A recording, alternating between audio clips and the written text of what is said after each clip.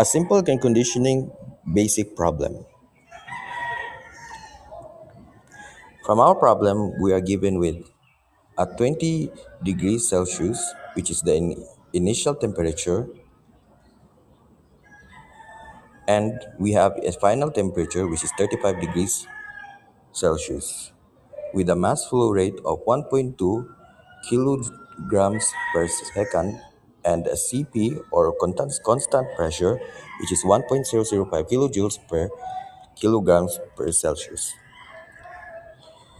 We are required to get the sensible heat, which is the QS, and our solution is to use the formula of the QS, which is QS equals mass flow rate times constant pressure times final temperature minus initial temperature. We have a mass flow rate is 1.2 times 1.005 our CP times 35 minus 20, and our energy sensible heat is 18.09 kilowatt hour or kilowatt. Next, our problem is,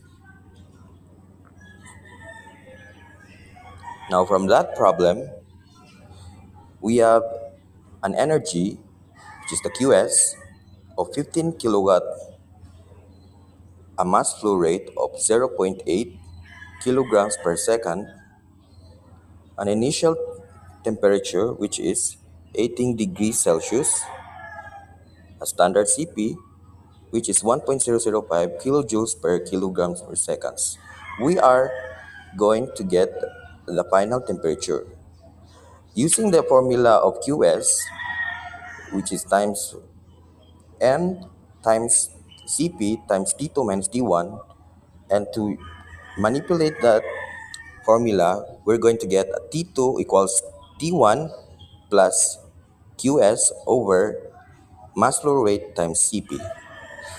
Our initial temperature, which is 18 plus 15 sensible heat, mass flow rate of 0 0.8, and a CP of 1.005, we're going to get a final temperature of 36.6 degrees Celsius.